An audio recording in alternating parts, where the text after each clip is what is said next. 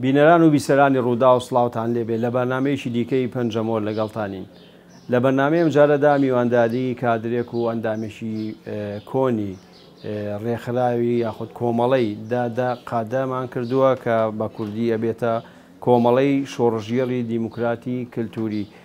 ئەم کۆمەڵەیە دەتوانین بڵێن بەدایکی بەشێکی زۆر لە پارتە کوردیە چەپ و نەتەوەیەکان دەژمێرێت لە باکووری کوردستان. ئێمە لەم بەرنمەیەدا باسی پەیوەندی چەپ و کوردایەتیەکەین و هەروەها باسی کاریگەری ئەرێنی و نەرێنی بزوتنەوە کۆمونیستی و چەپەکانەکەین لە تورکیا لەسەر کورد.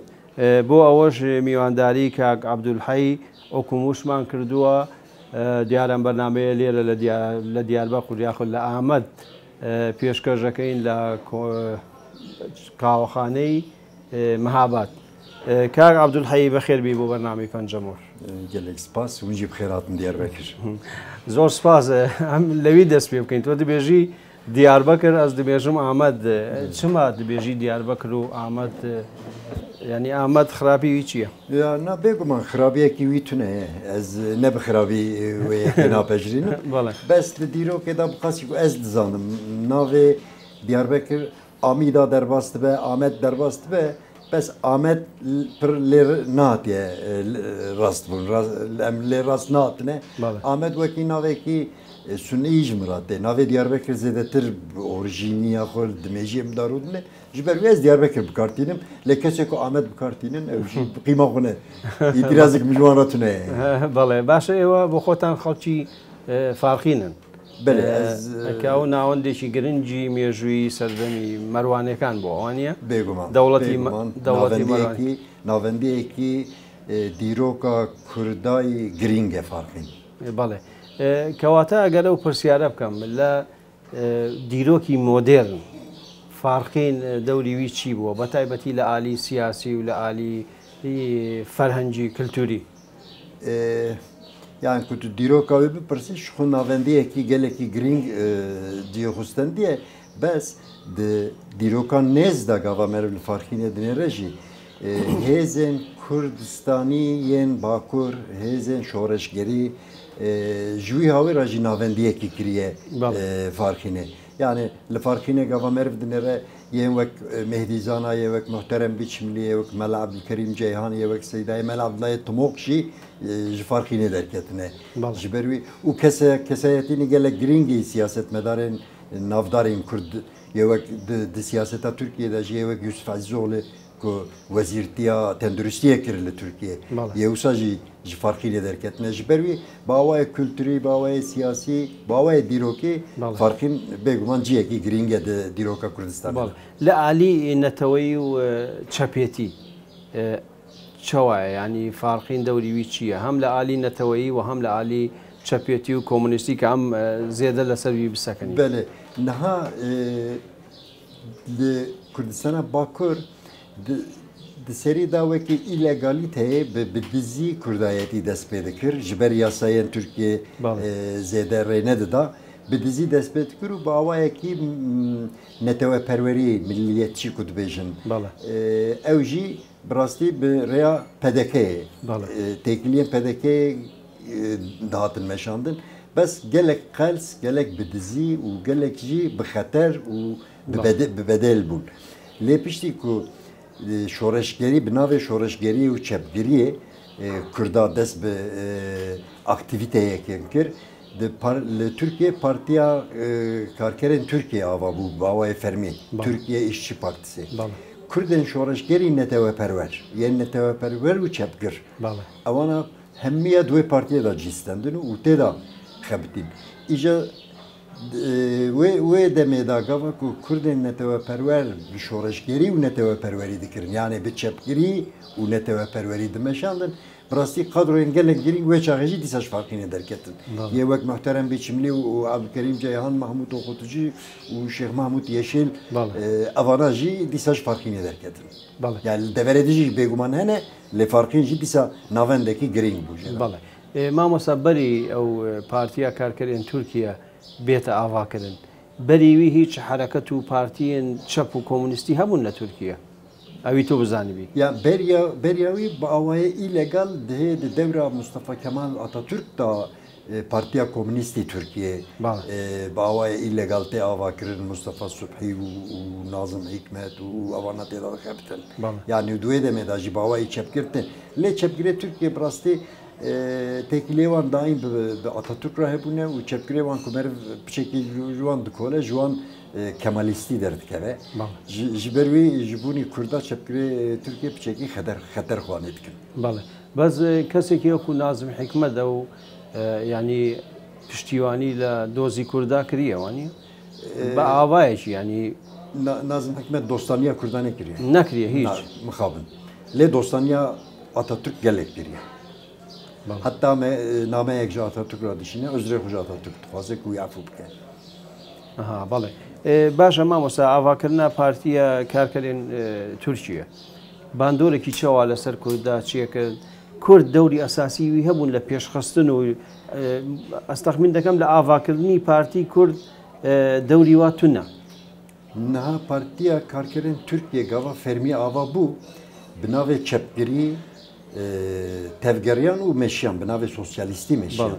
Gava bi navê sosyalîstî dimeşin wekî ku wî jî baş dizanî di dunyayê de gava basa sosyalîstiye dikirin ew edalet û wekhevî û azadî eviya şiara wanî herî girîng bû.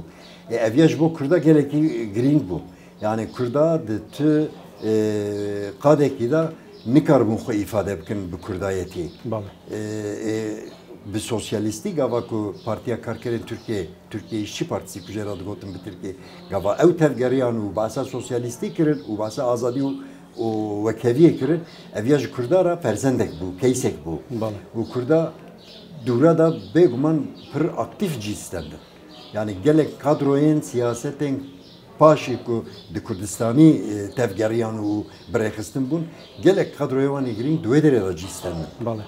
Lê dîrokawî ji xwe ez bawerim em ê werin ser virajî dîroka Partiya Karkerên Tirkiye jî wan û Kurda li ser mesela netewa Kurd dîsa hev nekirin. ڕاستە بۆ نمونە ئەو کاک محەممەد علی ئاسلان دەبێژێ تا ساڵی 16 و 69 کە ئەو دەبێتە سەرۆکی پارتی زێدا و کورد وەکو نەتەوە و وەکو کوردستان وەکی ئاخێکی جودا ناپەژرێنن ینی دیسانیش ئەوی فکرێکی نەزانم ئەگەر بێژم کەمالیستی نەژاد پەرستی بە شێوەیەک لەناو ئەو ئەندامێن پارتێن کرێکارێن تورکیا هەبووە بەرامبەر کووردە بێگومان ئەینی وسا بوو partiyawani illegali komünist da jûsa bû partiyawani illegali karkerên Tirkiye yani Türkiye İşçi Partisi da jûsa bû gava mesele daha ser netewa Kurd ji Kurda ra vêyekê didan pêş ji xwe ew ê sosyalîzm were em ê şoreş bikin em ê sosyalîzmê ava bikin di sosyalîzmê de ew ê Kurd jî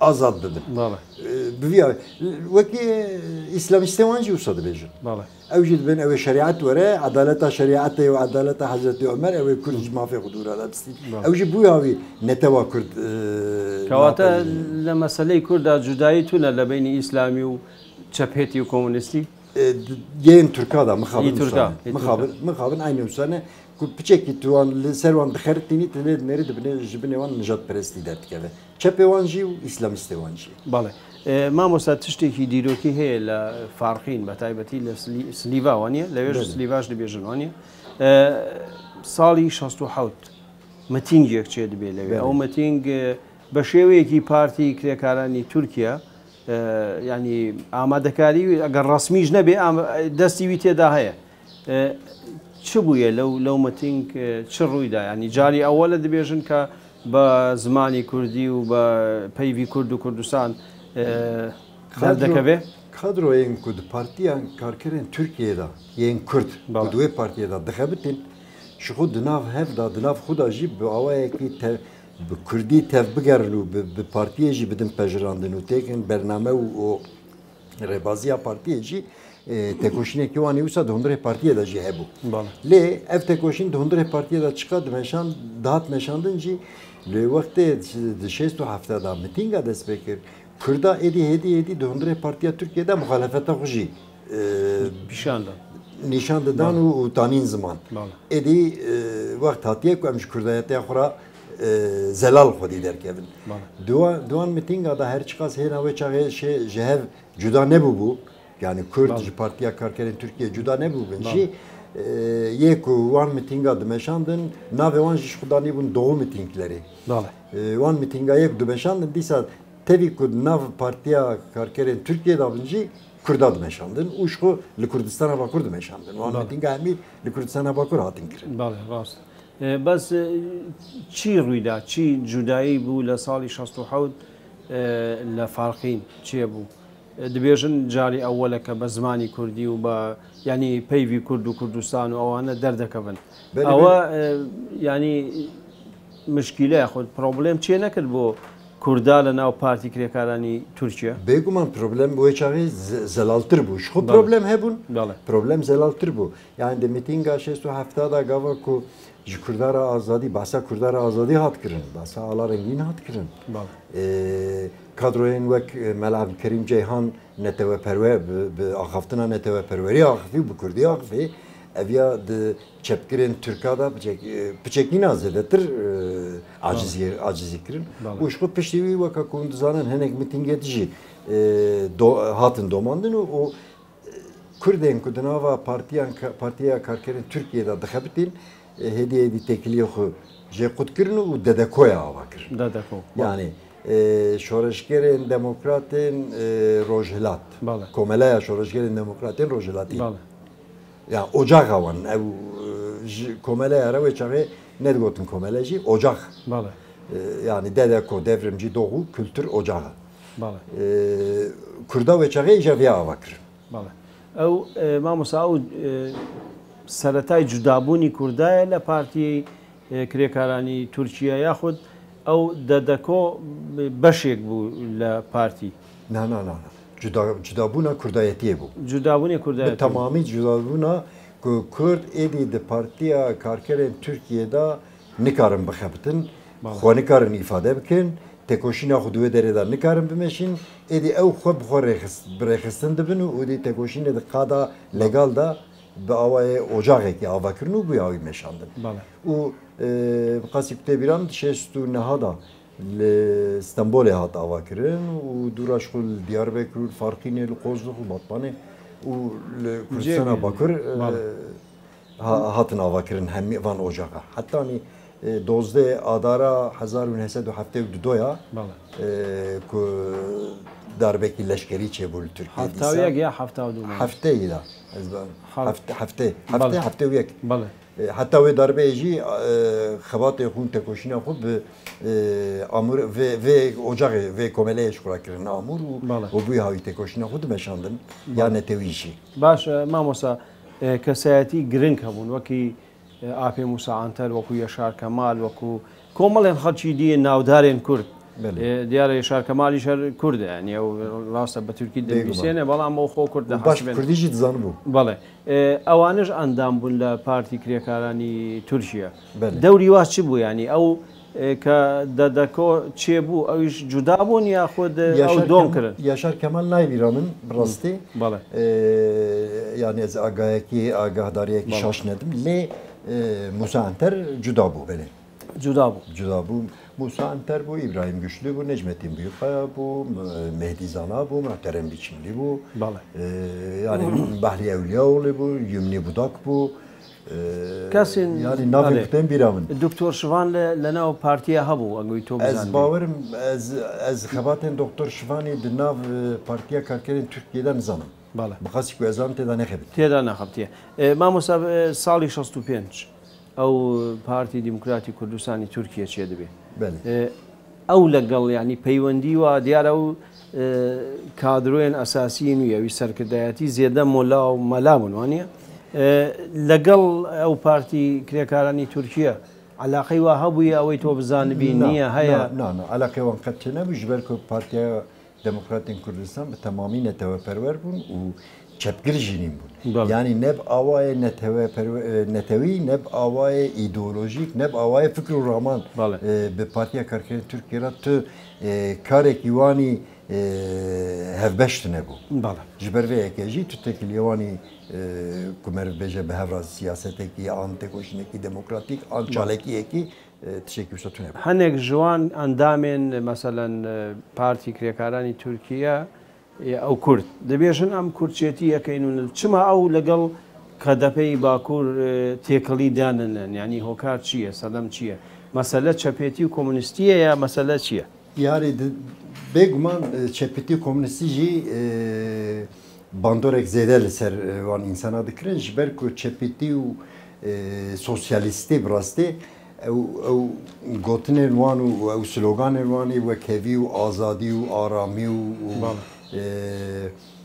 evana zêde cazib dihatin bi taybet jî ji xortara pir zêde cazib dihatin yani ew azadî û wekevî ew tiştekî gelek girîng bû ji bo xorta pedeke tenê neteweperwer xwanê dikir îja wê demê jî weka ku hûn dizanin di dünyayê de bayekî sosyalîzmê jî dihat bayê wê hinkî xurt bû ji ber ku bayê sosyalîzmê xurt bû wê çavê Sovyet Sosyalîst Cumhuriyetî hebû komera wan hebû eviya jî hêzek dida bayê sosyalîzmê jî sosyalîzmê ji ber wî ji xortarankî zêdetir cazib dihat û hemdem dihat tenê neteweperwerî piçekî jî wek paşverûtî dihat şîrovekirin mixabin ئەوەی تۆ بزانیبی زانیاری تا هەبێ ئاپۆ هیچ علاقەی لەگەڵ کیپ هەبوو پارتی کرێکارانی تورکیا بقاسی ku ez dizanim qet di jiyana wî de û biqasî ku hat nivîsandin û hat axaftin qet derbas nebiye lê ku hebe jî ez nizanım باشە تەبەخۆکەی تەبلی سیاست بووی ئەگەم بچێکیشی باسی ژیانێتە بکەین ینی لە فارخین بە تایبەتی دبستان و نزام تۆ دخواست ببیتە مەلا ها ez ji malbatekî mela têm yani der û dorê min kalê min aplanê min bavê min hemî mela bûn xalê ya xalanê min hemî mela bûn ji ber wî jî gava ku min mekteba sêretayî ya 5 salê ewlê kedand براستی وکی زارۆکێکی bi destê min girtin min birin îmam xetîbê mekteba ku jê îmam xetîb derdikevin min jî li wê derê xwend yani ew ya bi taybet ne daxwaziya min bû jî ya malbatê bû lê piştî ku piçekî dihatin asta sinifê di doya ya bekelorya hûn dibêjin ez bawerim ya lîseyê wê demê piçekî mêjî êdî meriv mêjiyê xwe bikartîne ne mêjî hinekî dinê tev digere gava ku meriv mêjî ku min mêjiyê xwe dest pê kir bikar anî bixwest ez bikarbînim wê çaxê ji malbatê jî hinkî hestên netewî hebûn ez kalê min melakî min tehî bû lê bi siyasetê pir eleqeder jî nedibû feqî wî hebûn di medresê de ders didan lê ez zarok bûm baş tê bîra min gava ku li mêj diqedan ji Mela Mustafa Barzanî re dua dikir wê şayet tegoşîna Mela Mustafa Barzanî ji bonî Kurda gelek ewk bû di rojevê de bû ji Mela Mustafa Barzanî re dua dikir bêguman ew gava ku ji Mela Mustafa Barzanî re dua dikir ew mesela hestên netewê em zarok bûn jî bandor li me jî dikir ew hestên netewetiyê piştî ku bayê sosyalîzmê jî hat îja bi neteweperwerî û ji bonê azadiya netewa xwe û ew azadî û aramî û wekeviya gotinên sosyalîstî jî ku ji xortaniyê re ewqas cazib dat her du gava giştin her ji bonê me pir zêde me jî cezb kir û bi rastî di rêxistinekî çepkir da îja min jî ciyê xwe girt ساڵی çend sal 1976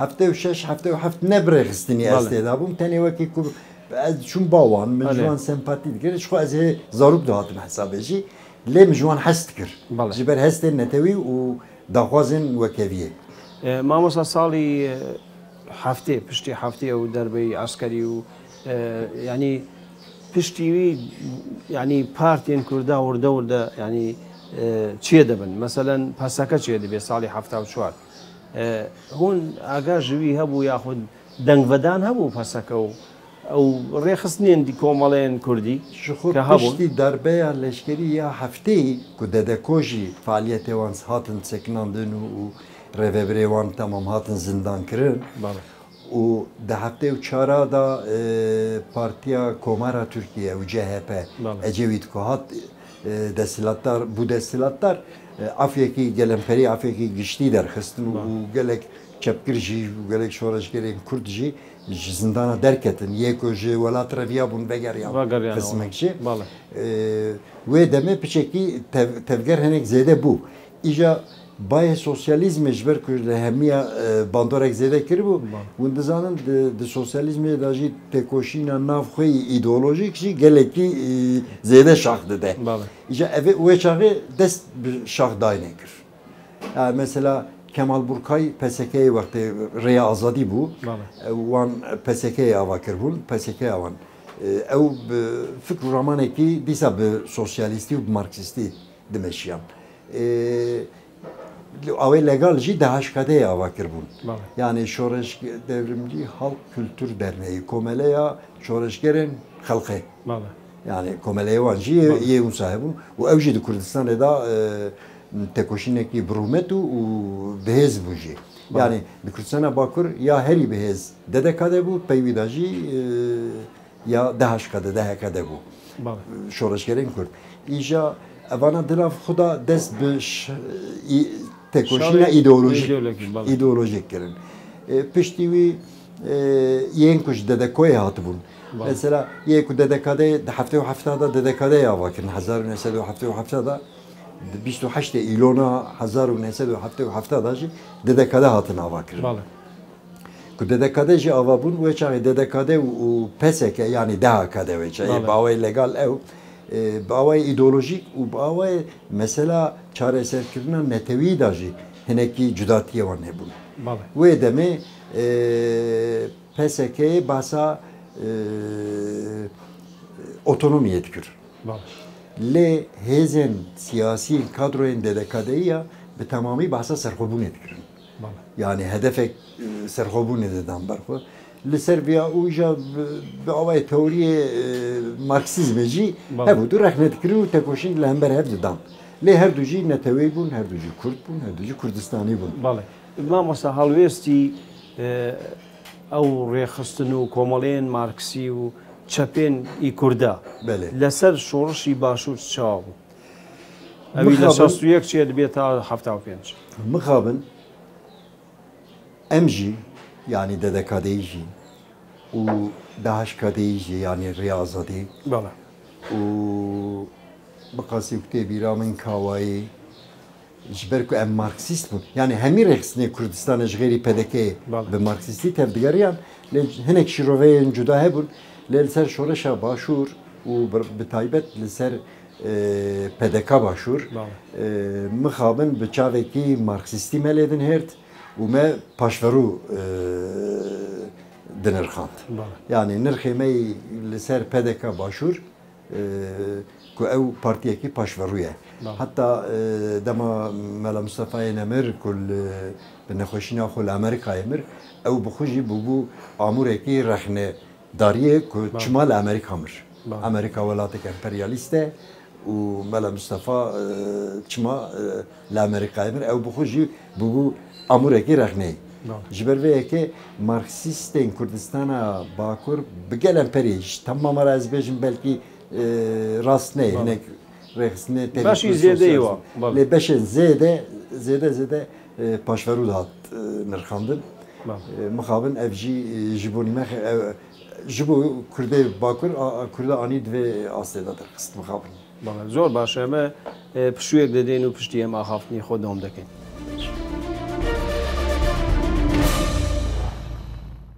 دووبارە سڵاو بە ڕێزان درێژە بە پەنجەمۆرە دەین لەگەڵ کاک عەبدولحەی کاک عەبدولحەی ئەگەر ئەو پرسیارە بکەم لە ساڵانی 67 هیچ ڕێخستن و کۆمەڵەیەن ئیسلامی هەبوونی کووردا وەکو ڕێخستن نەوەکی برێخستنی کۆمەلەی ئیسلامی و کەتبن یان پارتیên ئیسلامی بەڵێ نەبوون تشتێکی وێ دەمێ قەت نات ئاخافتن نات نویساندن نەب چالاکی نەب دەنگ و باست شتێکی وسا قەت ناتا کەواتە ئەو کۆمەڵێن ئیخوان ئەوانی لە میسر و ئەوانە چێبوون هیچ باندۆر لەڤە لێ هێ نەکردبوون باندۆرێکەوان لەوێ دەرێتون هەبوو باشە کەواتە ئەم باسی دادا کە دادەقەدە بکەین ئەو چاوە ئاوا بوو ساڵی چەند ئاوا بوو ئەو کەسێن کە سەرکێشی ئەوی دەکردن کێ بوون ددکاده وکی کمد بشه اولی دا باز کرد darbe ya 1907 ya dozden adare pişti ku dedekoya hatın girtin u afya hafte çara ku ev kadroyen ku duye deme da aktif xebiti bun dinav xuda jinu da brexistin bun u leweki ku tisa jime goya baway ideolojik pekirin ija şaha des pekir kadro beşek juan kadroya ve deme ye gelek giring yani dedekadeye avakir. Binave şoreşkerin demokrat, komeleya şoreşkerin demokrat ya kültürü.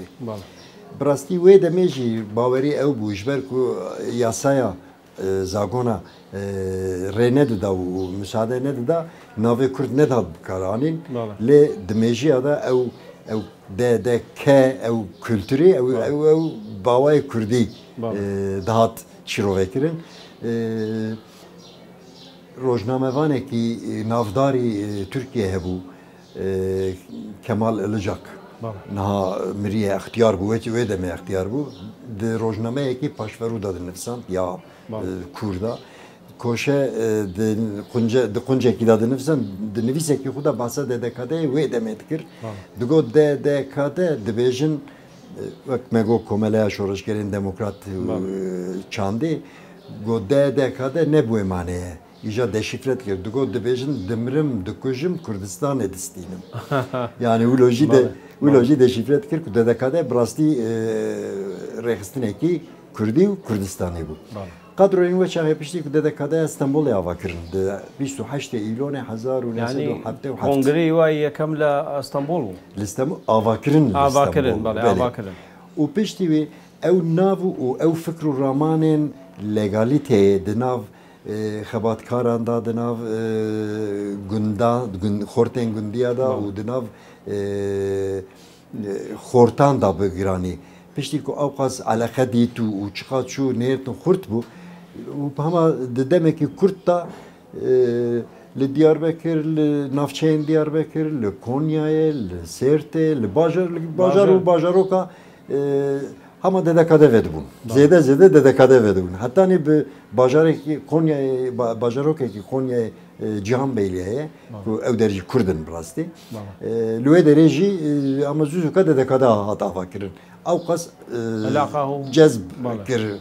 Fikr û ramanên wê fikrên tekoşîna wê, armanca wê eleqedarî dît û wekî bizrek kullî ku dibêjin mezin bû. Îja li her derê ku dedekade vebûn her yekê ciyekî dengek şêwere ew jî pir belkî rast nahat dîtin ew ê çaxê kadroyên wê çaxê gotin em karibin em ji dedekadaya bikin merkê navendî. Yani bira ew bibin şax û navendekî wê hebe û xebat û tekoşîn û çalekî û hemiya navend çûye bû yani navend Diyarbekir'a wê çaxê navend Diyarbekir îja Diyarbekir bû navend û biryarek hat sendin ku vana hemî bûn şaxên Diyarbekir tenê ya İzmîrê cuda ma wekî dinê hemî ew boçî cuda ma Ewî got ez tekoşîna ewha navendî û ew kê rast nabînim serokê şaxa İzmîr serokê dedekadeya İzmîrê Kurd bû Kurd bû belê Kurd bû Mêrdînî bû derkî bû ew kadroyekî baş bû jî niha jî Diyarbekir dijî kadroyekî baş bû Çimana wî nebêjî Fuat Önen Fuat Önen belê ew rast nedît ku ez vêyekê rast nabînim neket merkezî û belkî dibinî da ew jî hebû yani hinek kadroyên ku dedekadeyê ava kirin esas têkilî bi ew kêra jî bi Partiya Doktor Şivan re jî hebûn wê çaxê ez eseriya wî nizanim belkî kek Fuat dedekada İzmîrê wê jî nedipejirand belkî fikrînî cuda hebûn ji ber wê yekê yani İzmîr neketeke wekî dinê bi qasî ku tê bîra min 45 şax ava bûn 55 hezar endam çêbûn yani di rewşa mesela Türkiye ve hûn çavderî dikirin yani Türkiye ve çavderiye kirin dewlet bêguman بيجمان ده هر كونغري ده شخوي شاخه مثلا سال جاركي شاخد دفيا بو كونغرا خوبكن ده هر كونغري ده شخو باوي ذكري هزن امني اوليه او بخلو يدربون وجغيري ويجي د تکوشینا دا و د چارکیا دا و د خباتا دا و د میتینگا دا د نویسا دا د کووارا دا همه دا ایب لیپرسین بدبون که زهاتن گرتن دهاتن بردان او رخصنێکی تام کوردی بوو مامۆستا يعني ئەندامی تورک هەبوون یای نەتەوەیەندی لەناو دەدەکەدا هەبوو دەدەکەدەدا بقاسی کو من دیت یەک و من دیت لە دیاربەکر دو حەب برای هەف لە خوێندەوان بوون نەکورد بوون لێ دەدەکەدەیە دا پڕ ئاکتیف دەخەبتین پڕ فەداکار دەخەبتین و بقاسی کوردێکیژی کوردستانی بوون یعنی جبوني سرخوبونا كردستان هم تكوشين ددن دويرة ده براي هف بون لفدر وكيدنا ترك نايم بيرامن كدر خستنا ددكاده دا جيستن دبن بنجي فكري ددكاده ايشي ديسا سوسياليزم بله ماركسيزم ريفرنس مي هري جرين بو والله يعني وقت كو بحثا ماركسيزم ادبو جبوني ما افضل سكنين مقابل يعني شخب برسكري بتشافي انا قاوا مرفلدنا برسكري كما هري جرين يا مزن او بو ما بيعاتي سوسياليزم يكربو يعني سوسياليزم يوش عايش مرا بقول انا كرتنا بلكي ما بقول كرتنا يعني از بر دبجما يعني اوقع سوسياليزم مزيده شخراكي تشتكي قدسي قرتبو افياجي جبو ما باشي ما سقنتيه و خطره و شاشتيه و باشي ما فهم كرم كو اوقع جي ندو تمام مرف دكاره ببارزه مرف دكاره عالي كار به جبو هف وكافي وعداله وازاديه لاوقع بيعطى زيده جي خساره دامه براستي ماجي وكي كرداجي ما خسار جدي ما مسا هون تبلي هالجارد نابونيج ده 1907 نهادا از باورم يعني دير تاريخي بلكي شاشت بيرام ده يا حشت يعني بره لتركيا سناتور هبون هل بجارتنا سناتور هبون ويشاغ ما و بارتيا سوسياليست تركيا كاركرا بارتيا كي وساجي هبون جبركو ددكاده كومله بو كومله بخو بناوی خو نکار بو تکه هل بجارتنا نهاجی وسانن دوی یا سیاسی پارتی و یا سر بخواه ایجا ما بناوی پارتیا سوسیالیستن ترکیه پارتیا کارکرین سوسیالیستن ترکیه اویا دروای پارتیا کارکرین ترکیه بوان رام اتفاق کرد و لی اندام سناتور یه باتمانه یه مردین یه دیاربکر و یه وانه هر چارجی ددکادهی بون قدروی ما بون لسرت لوانه بقسم بست دوست دنگه هندك ما هندكر لسرت مهيفيا يعني ما هندكر بجاتنا ليه مهيفيا او قص دنگ نتكر يعني دنگه كي زياده ستندن ده كديه المردين دي سوسال دياربكر دي سوسا يعني وده هنا د رايا گشتي دا كردا دا كردستاني وببن هلبكن هلبجارتنا وبيشم بارلمنتو او فكر الرامان هنا زياده زيل ندابو ليه ده مثلا سناتو او جرباندن اكي يكن بو هون كاري بو يعني كزبشين برلمان يا سناتو انداميو دركتن هيج نا ما كارنكر هلبجارتنا ما لوانه بدوسد دنگي هونداكر للفان دران كي زياده تربو ليه دنگی زیاده استندن bu tecrübe ki geleki mazıncı rehisnin kurdu bakura. Yani belki ji cara yeken bu ku kurdayeti ya ji buan mitinga dikirin amure propaganda kurdayeti. Hem bu yavayı bkar anin و hem heza xopivan. Yani hezeki ciddi hebu ve çare idi zedetir mesela emde dekadey ve çare em zedetir pe motive bu. Kuvay em dikarın avkas hezeki me ya avkas e bele meneşan parlamentoya ama hezeki ciddi. Xoya bu yani hezi ve çiye ve çavay. Beguman. Dehil bijartinin şaredariya da ji. De hafte ve haşta da sala 1978 da li Diyarbakır Mehdi Zana vakti bu berendam dehil bijartine da. Evi Partiya Kemal Burkay Parti Sosyalist destektir, PSK wî destektir. Yê me dedekadeyî jî me jî Yahya Mehmetoğlu avukatek parêzerek hevalê me hebû me jî wî kirbû aday berendam û me wî destek dikir. Me alîkariya Yahya Mehmetoğlu dikir. Ew jî hat şîrovekirin, hat münaqeşe kirin, ev ya şaş bû çima yani Mêdîzana û Yahyaya bawayekî bi hevra bûna yekî tenê bihatana destekirin. Evana hemî nav çepkira da tên şîrovekirin. Bez Mêdîzana beserket. Mêdîzana beserket. Ew jî bû tecrübeyek ji bo Kurdên Bakur di hilbijartina da. Li Agriyê Irfan Alparslan beserket. Ew jî mervê PSK'yê bû. Yani evana jî di hilbijartina da di Kurdistana Bakur di hilbijartina da bûn tecrübenî gelekî giring. To bo xwe her ewel yanî tevlî dedekade bûyî? Endamû yanî? Belê di 1978 da ez bûm endamê dedekadê. Yani û JP da jî di nav dedekadeyê da tiştê ku berpirsiyariya ku diket ser milê min berpirsiyariya xwe min di cîtanî hetanî û ew fikr û ramanê ez heta niha jî ez diparêzim û hê jî ez tiştê ku keve ser milê min ez dikim. Baş mamosta ew kateyê bi çi awayî propaganda dikir? Meselen govar û rojname û radyo tiştî we hebû? Derfetê me ku em radyoya û televizyona bikarbînin bêguman tiştekî wisa nebû ji wê demê li Tirkiye televizyon a dewletê yek bû ew jî heftiyê 2 roja her carê 2 saeta ew dikir weşan dikir. Lê kovar û bawayê nivîskî şu internet jî ji ber ku tune bû tenê bawayê nivîskî bi kovara dixebitin me wê çayê Devrimci Demokrat Gençlik Kumego me wê kovarê derdixist. Ji xêrî wê kovarekî edebiyatê hebû tîrêj. Ew di edebiyata Kurdî da ciyekî gelek giring istem. Yani dervayê îdeolojiya bû. Ji ber wê her kadroyên Kurd. Yani fikr û ramanê wî çi dibe bira bibe hêjayiyek qîmetek dida tîrêjê. Jînan û kovarekî siyasî bû û fikr û ramanên îdeolojîk yên ew duwe weşanîn de bû.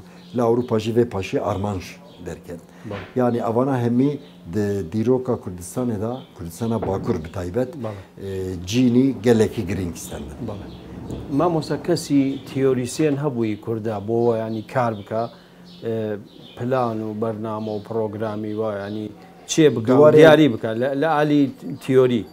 Diwarê edebiyatê da jî yani diwarê edebiyat çand huner ziman da û diwarê diqada siyasî da bêguman kesên teorisyenî gelekî ew hebûn giranbiha hebûn. Wek mînak çi yanî çi? Wek mînak wê çayê Mahmûd Çıkman hebû. Mahmûd Çıkman Xwedê rehma xulêke par rehmet kir. Hevalekî me Swêrekî bû. Di mesela netewî da û bi şîrovekariya Marksîst Lenînîst bi wî fikr û bi teoriya Marksîzm-Lenînîzmê mesela netewa û mesela Kurd da çepkirên Türk ji ber eleman kiribûn. Yani kesekî ewqas têrû tije bû, hevalekî tije bû. Murat Ciwan di mesela teoriya sosyalizmê da kadroyekî têr baş bû. Mehmet Gemîcî Rojen Barnas diwarê edebiyata Kurdî da di şerên serbest yê cara yekem ku nivîsandiye Rojen Barnas. Ew jî kadroyekî dedekadeyê di nav dedekadeya da dixebitî. Nedîm Dağdevren û Ahmet Beyîk hebûn ku evana di mesela çandê da him xesas bûn. Yani tehammülkirina wanî asimilasyonê tune bû. Li hember wê gelekî hişk bûn û kadronî gelekî têrû tije bûn. Ji ber wê yani ji wê demê kadroyên di nav dedekadeyê da ew dahatin pejirandin. Wekî çawa bêjim wekî referans dahatin pejirandin ji ber ku di nav dedekadeyê da kadroyên him çand û ziman û him îdeolojik. Wê dadaydin û xetîb Dîjlewane legal we bûn. Bêguman ew jî kadronî dedekadeyê têr baş bûn û gelek aktif bûn îje ew. Yani ev de çalekiye da daim peşkeş bu. Yani Vedat Aydın liberal fakülteye gavak xwendevan bu. Mesela fakülte normal fakülte devletiye u tkevi azmune kar biki tçilvelere mektebe duhini. Ku Vedat Aydın de ev ne dana destur ne dana tenikar bu xwendana. Ew qas bandora wî li ser ew kî bu ya Vedat Aydın. Yani ji ber wî Vedat Aydın hatta ku rahmet zikir da hatta ku hat qetil kirin. Vedat Aydın aktivistekî Kürt Kurdistaniyekî gelek heja bu. Yani Vedat kadroyekî çalekvanekî ter baş bu. Xetip dîsa wisa hani kevalê me diyeceğine ha li Avrupa navînay biram ji kartalê wane çi kartal bu ana navînay biram Remzi mesela li wane di nav dedekadeye da kadroyekî ter baş bu. مامۆستا مشکلەی وە لەگەڵ ئەو مەسەلەن چەپ و ڕاست هەم لە ناو تورکا و کووردا هەم لە ناو کورد و کورد تەبلی هەبوو ینی تشت هەبوو ینی لە بینیوە و ڕێخستنێندی تێکیلیە me rêxistinêdin bêguman hebûn. Yani wekî dedekadeyê di nav rêxistinên Kurda da wê demê hêna têkiliyên ku bi hevra çalekiya bikin û xebata bikin û hedefekî bidin ber xwe têkiliyê wisa na. Lê têkiliyên li hev rûniştinê û münaqeşekirinê û tespîtên teorîk û mesela netewî da di wî warî da hinkî zêde têkiliyê hebûn bi tenê bi çepkira re. Yani bi rastara tune bûn têkilî. Yani yê rastkir bo me paşverû bûn û gotina wî çiqas wê rast bê nirxandin nizanim ama hema bêje dijmin de hatin hesab kirin. Ev ya tiştekî yani xeterekî me kêmasikî me mezin bû. û bi çepkirê Türk re jî bu an re jî mesela dedekadeyê bu an re festivalekî festivala re çi dat gotin festivalekî li Kübayê hebû Partiyan Komünîstî Türkiye komeleyekî wanî xorta hebû komela pêşverû ya xorta yani navê wê jî İGD bû komela pêşverû ya xorta bu komelê re dedekade û o İGD behevû nêra kadronê danîn û beşdarî festivala Kübayê bûn wê çaxê Fidel Castro serokê Kübayê Küba welatên komünîstî لە کووردا چێ چوو بۆ فستیڤال ناوی وا ji bîrî te heye ew ê baş tevlî festîvalê Kuba bûn yê dedekadeyî navêwan di vîram de heye vêman yek jê Mehmet Oruç bû Erdem Gencan bû Methiye Özhal bû Mahmud Çıkman bû ev her çar hat bîramdan lê bixwazî te bîramın ya 5 ya 6 kes çûbûn. Baş e beڵام لەو فستیڤال ئەوەی تۆ بزانیبی ینی یاخو لە ئەدەبیات و تشتی وە هاتبێتە نویساندن هیچ پەیوی کورد و کوردستان و ینی تشتی وی دەرکەت نەکەت براستی li vê derê pir zêde wê çaxê derfetên ew katine bûn lê bixwazî ku te bîra min Mahmud Çıkman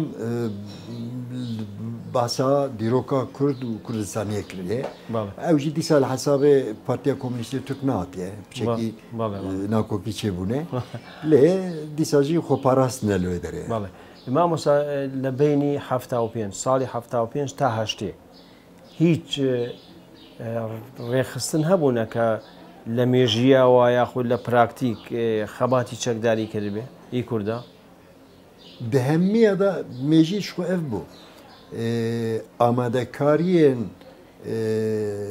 têkoşîna çekdariyê bû mejî hemmiya da ev ya hebû دەدەکەدەش ew jî dedekade ji ber ku komele bû ew bi partiya îlegal Partiya Karkerên Kurdistan KİP ku digotin partiyekî îlegal li pey wê hebû û ew dîsa jî di mejiyê wan da amadekariyê têkoşînekî çekdarî hebû bes bawayê îdeolojîk bawayê şîrovekirin bawayê nirxandin digotin ku anha Kurdên Bakur ji têkoşîna çekdariyê re amade nîne ger dest tiştekî ewa bibe ew ê Kurd bi xisar derkevin ji ber vêya divê ku em amadekariyê xwe hemî piştî ku bixedînin dest bi şerê çekdarî bikin.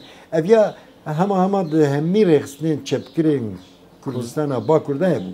باش پەیوەندیەوە لەگەڵ پارچەیەن دیێن کوردستان ئەو پارتیەن دیێن بڵین کوردستان وەک باشوور و ڕۆژ ئاوا ڕۆژهەڵاتەوەە پەیوەندیەوە چاوا بوو لەگەڵەوە Yeme هەبوون تو نەبوو بقاسî ku tê bîra min têkiliyên yanî we çaxê evinkî zêde xort bûn û derfetên ku zêde merve agadariya jî bistîne tune bûn bi rastî. Lê hinekî tiştekî biqasî ku me distin li Rojava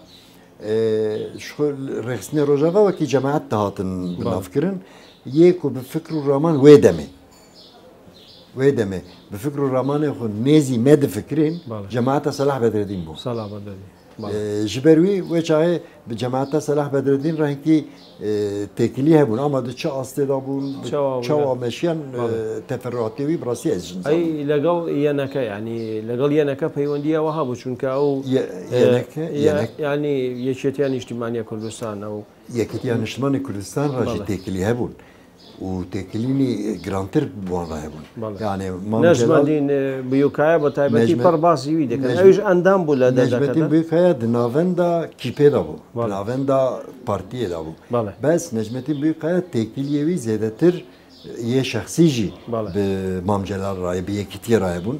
Lê kîp jî bi yekîtiyê ra têkildar bû û Mam Celal gava dihat Bakur çend cara dawayê îlegal ku tê Bakur jî li Farxînê tê mala muhterem biçimlî dimîne. Muhterem biçimlî ku aktivîstekî DDKDİya û şivan partiya şivanî navdar e yani muhterem gava navê muhterem derbas dibe ji ber ku çalakvanekî cida bû yani. Xwedê rehmequleke ew jî di sî sê saliya xwe de bi qezaya trafîkê bir. Bi hinkî têkiliyên çekê wan birina çeka û anîna wan girtin û berdan û mudaxelekirina yani têkiliyê awha jî bi yekîtiyê re çêbûn bixasî ku ez agahdar bû. باشە مامۆسایەمە لێرەیە لەبەر وەختیمە قەدیا مێ بەرنامە بقاتێنین لە ئەڵلقەی داهاتوو ئەم بەحسا کی بکەین و باسی پڕ تشتی دیرۆکەی بکەین کە پشتی هەشتێ چێ دەبن بینەران و بیسەرانی خۆشەویست بەم شێوەیەتی نەکۆتایی ئەڵلقەی ئەم جارەمان پێکەوە پڕۆمەی ئەڵلقەی داهاتوو دەبینین و بەخواتانە سوێرم. کادرۆ و سەرکردێن پارتیên کووردا دەچنە سووریا بە چ ئارمان چوون؟ Tamamî armanc serxwebûna Kurdistanê her çarperçe bi hev rabû. زمانی کوردی لە باکوور پڕ خەڵس دەبی. Di heştê û du da gava hatim girtin sî û heft roja tenê ez di ciyê işkence de.